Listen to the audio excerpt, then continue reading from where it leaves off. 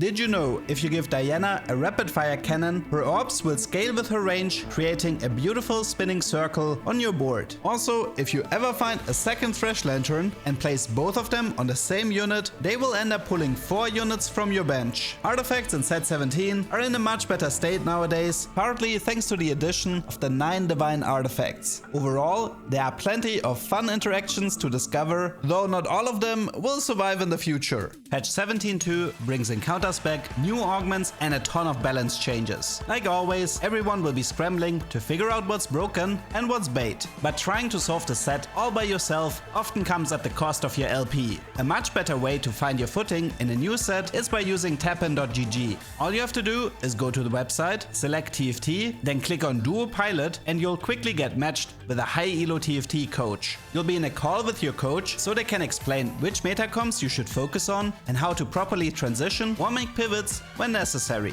And if you get tired of tryharding all day and just want to chill a bit, then why not try out the Urgot companion service? This option is perfect if you're lacking a partner for double up and just want to play a bit of TFT with good vibes. Use the promo code leduck or the link in the description and in the pinned comment to get 20% off your first 5 orders. Thanks to Tapin for sponsoring this video. Let's kick things off with Urgot, because there are a lot of things you can do with his mecha form. For starters, he is one of the best users for Prowler's Claw. His attacks hit very hard, and Urgot teleporting into the enemy backline with increased critical strike damage is quite terrifying. One item that has a rather interesting synergy with Prowler Urgot is the psionic item Target Lock Optics. It makes the holder's first attack on each enemy deal 150 additional damage. This damage is added on top of his auto attack, which can critically strike, and is further enhanced by Prowler's Claw. It's definitely a fun little combo that can quickly devastate the enemy backline. Another approach is to give Urgot Silvermare Dawn. In his mecha form, the auto attacks hit adjacent enemies as well, meaning he can stun multiple units with every attack. In theory, you can combine this with Horizon Focus to proc the effect on every unit hit. Sadly, one problem you will run into is that the attack speed of Mecha Urgot with Silvermare Dawn is reduced to 0.25.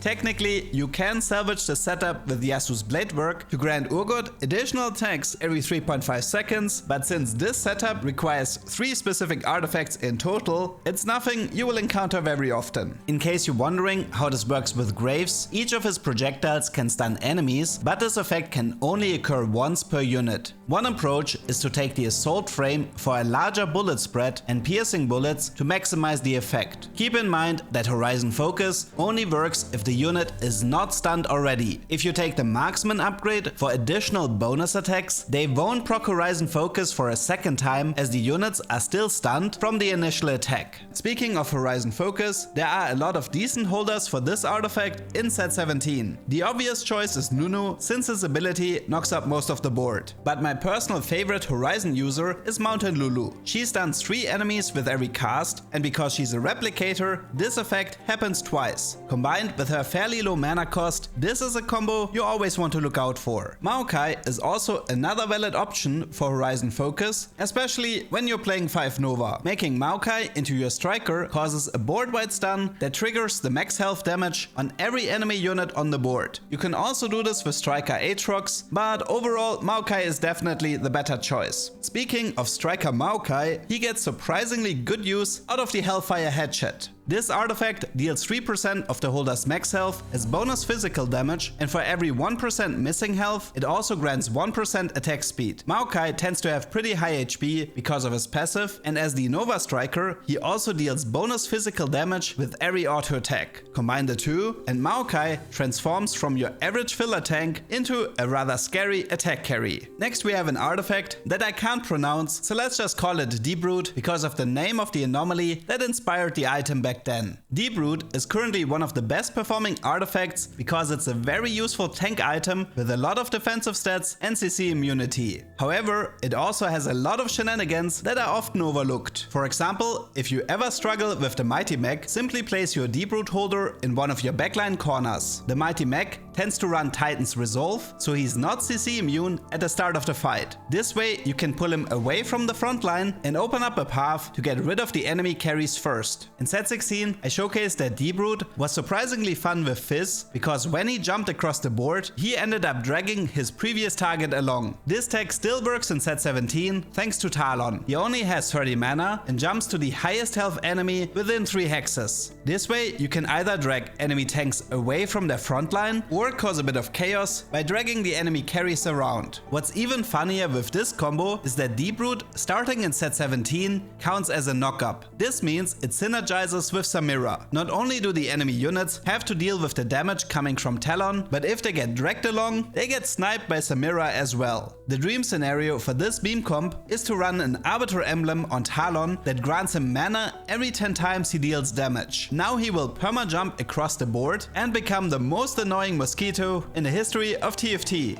Speaking of Arbiters, if you have an effect that's based on Arbiters dealing damage 10 times, you always want to look out for the new divine artifact called Echo's Patience. By transforming your ability damage into a damage over time effect, you can proc the effect way more often and create units that either permacast or straight up become unkillable. One unit I have not mentioned in my previous videos that synergizes really well with this combo is Morgana. She tethers to 3 enemy units for 5 seconds and has a surprisingly fast tick speed. Besides units like Talon and Graves, Morgana is definitely one of the best users at maximizing this Arbiter effect. Something a bit more tame is to look for the Arbiter effect that grants armor and magic resist when spending 50 mana. This causes Leona to gain a ton of defensive stats, which synergizes nicely with the Aegis of Dawn and the Aegis of Dusk. If that's too boring for you, then you want to keep an eye out for the Invader Zed.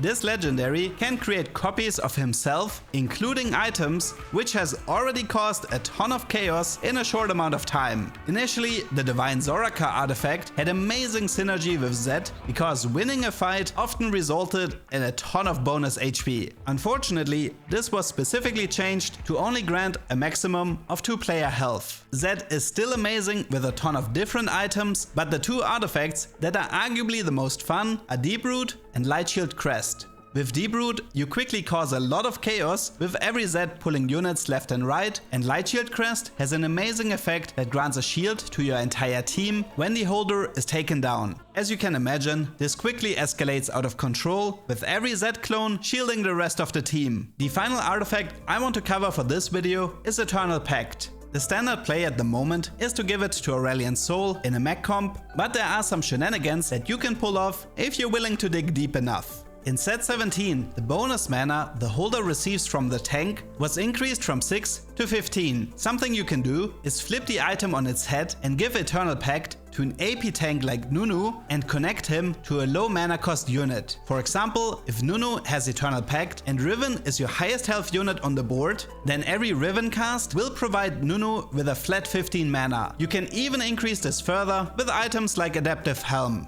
Besides Riven, only Fizz has 20 max mana, but it's probably too difficult to make him into your highest HP unit on the board. Sona could also be an option with 25 mana, but I would suggest the best alternative to Riven is Graves. If you take the Power Frame upgrade, you have the option to reduce his max mana with the Coolant and Void Coefficient upgrades. It's possible to get Graves down to 10 mana, meaning he will cast after each auto attack and funnels 15 mana into your tank. Now, I'm fully aware this is mainly a meme comp. In most cases, you won't be using artifacts in this manner. Nevertheless, I believe in the potential of artifacts to make for very memorable games that go beyond taking the tanky stat stick or giving your auto attacker a flicker blade. What is your favorite artifact interaction? Is there one you feel like I should have mentioned? Let me know in the comments. I hope you learned something and see you next time.